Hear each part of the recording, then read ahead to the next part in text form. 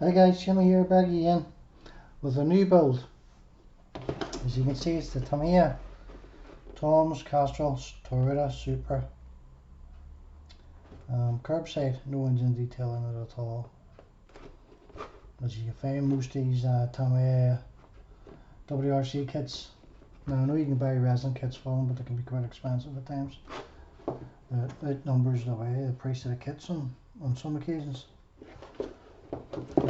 So that'll keep me taking over for a while. I do have a body build coming up with Shawn over the Scale Model channel, and it's the Trumpeter's 1/12 scale GT40. So this one here. So I'll get a wee look at the box inside this in a minute. So I did do a review on it a wee while back. So we'll have a wee look at this Castrol.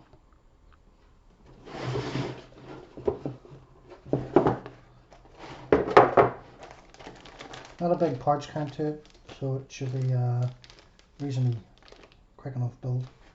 For me, that is anyway. As I said before, it's curbside.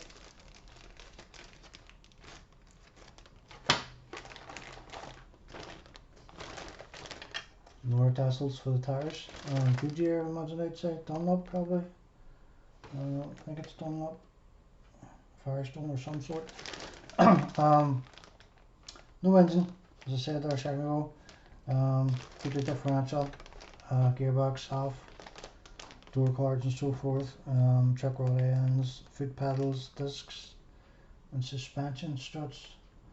So it's nicely detailed, and then we've got our dashboard, which is a right hand drive, isn't it? Yeah, right hand drive version. We've got our glass work,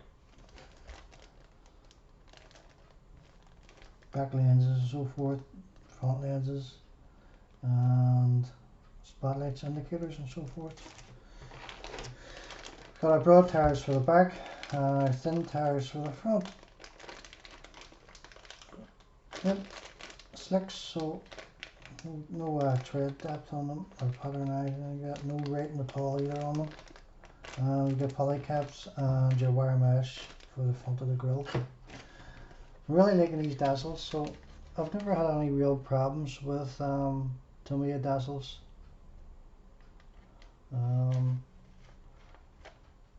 They're kind of straightforward. So it should be a nice looking wee kit when it's all built. So it's only going to keep me taking over until this body build starts with Shawn, as I said. So we'll get a wee quick look in this other GT40 kit. Say I did do a review on that a while back, so I'm not going to go too much into it. So say that's going to be up next in the next couple of hours anyway, and we'll start on it.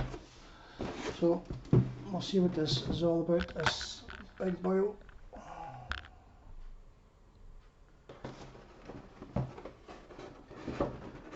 We're looking forward to this one for basically since the day I got it.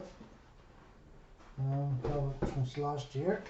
I think it's last year, maybe early January, one or the other. I'll say I did have a quick look at it when I got it at first. There's a lot of hardware with this, screws and so forth, as you can see all these different packets here. Even wire of some sort, I don't know what that there's all about. Little steel cable, doesn't say what it's about. The Goodyear tassels for your tires.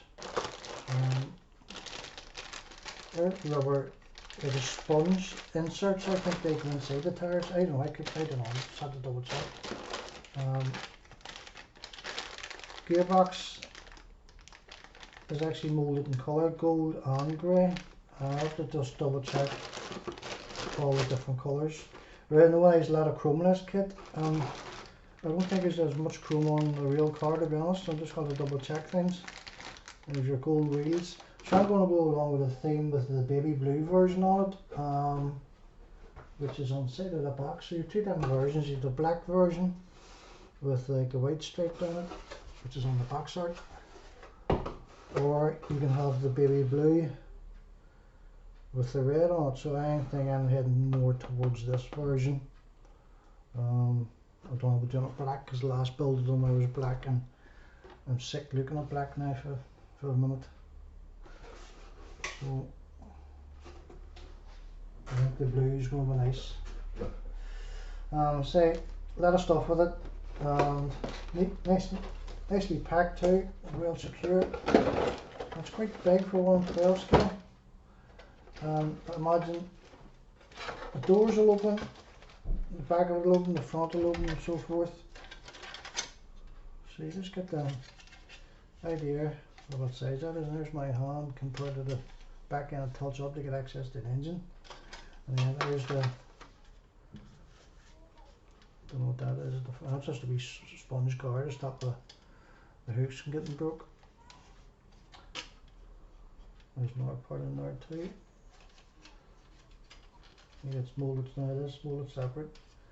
It's actually this here, the hood itself. So I think this tilt forwards too. I don't know. I'll just have to double check the old instructions. You have all the doors and the glass work in there, and then you have the tassel work as well. So you have two to choose from: the red and black, and then the white and black. So obviously I'm going for the red and white. Isn't that so? Red and white, yeah. I've got our doors and our glass work as I said there a second ago. So the doors will open up, they're hinged. Our red lenses for tail lights and so forth. And you have glass work for the sides of doors. Headlights and so forth in that wee bag. So everything's well packed. There's the undercarriage all moulded in for aerodynamics, I would imagine.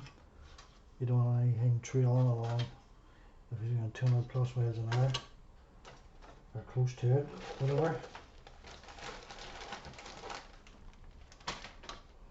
As I say, I'm looking forward to this build. I've been looking forward to it for quite some time now. Now the big rig build, group build, is over for another year, which I really enjoyed putting together. So we're going to do a bit of research on this and see what we like for colours on the real car.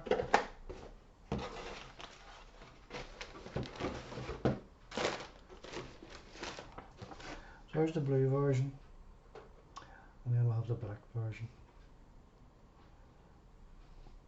So it's going to be a nice build.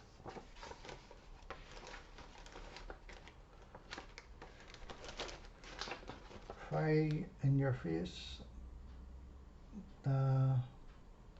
instructions. I like it this way.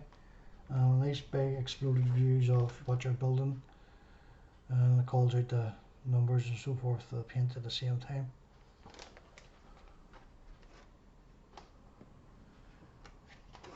So from what I can see in the instructions here, the engine in this is really detailed. There is a lot of chrome in it. I don't think there's as much chrome on the real car.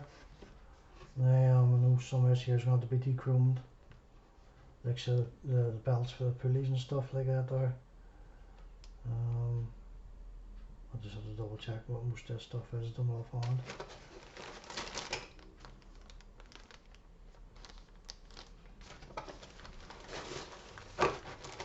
And you have another three sprues, sorry, is it? Oh, 3 sprues altogether of chrome. So there's going to have to be a lot of de-chroming in this kit, which I don't mind. It comes off easy enough. Depending on what stuff you use to strip the chrome down. I have a real eye problems with bleach. Works for me. And then the 2 multicoloured parts here, gearbox, so forth. That's gold. I think it's like a gunmetal grey. It's on that, the gearbox housing. Again, I have to double check all those. You can get the wee pins to hold down the bonnet. These steel pins. You can see there. So it's going to be a nice build, as I said.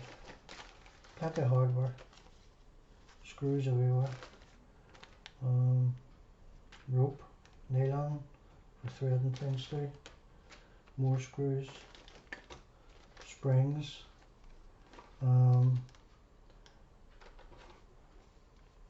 steel bar. I don't know what, it'll probably be for the axle or something, maybe, I don't know. Your 4H for the seats and seat buckles.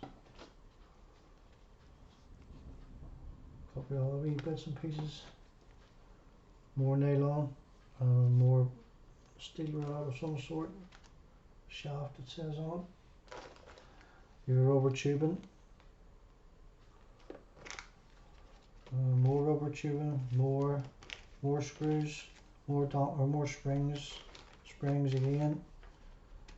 So it's going to be a really good cool build. So I'm really looking forward to building it. Right guys, I don't want to ramble too much, so thanks for watching, and hopefully you'll enjoy this build coming out. I shortly know Shawn, as I said earlier, doing a body build with another guy. I think it's Russell. So it's only when Shawn's ready we'll get stuck into this 12 scale. In the meantime, I'm going to keep myself taking over with this here Castrol, and we'll take it from there. Right guys, oh here, sorry, just before I go, I had a taste of resin left over in my printer yesterday after doing bits and pieces for the Resident Evil build. It wasn't much to pour back into the bottle, so I just decided to use it up, and I've done this, and it came out really well. I'm really pleased with it. It's the Arnie from Terminator. So I'll try and get this to focus a wee bit better here. It really came out, detail on it is really nice and crisp. So it is. Even those wee lines and all came out. I put it, once I came out of the printer, I stripped all the supports off and put it in the UV light, and I cured everything up, all nice and tight and hard and so forth. Even down to his facial expression, the damage on his face and all.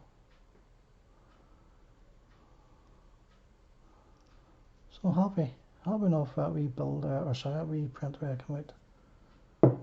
It stands there. I was a bit dubious on it at first. I thought it would have been top heavy with his minigun made of fall over like so, but it's nicely balanced. What I am going to do is as I say, it's just a wee test print, and it wasn't too bad when it came out. I'm going to try and light this now. Well, the main light is only has one light in it, and that's his eyes. But from the movie itself, that's his left eye, yeah. My right eye.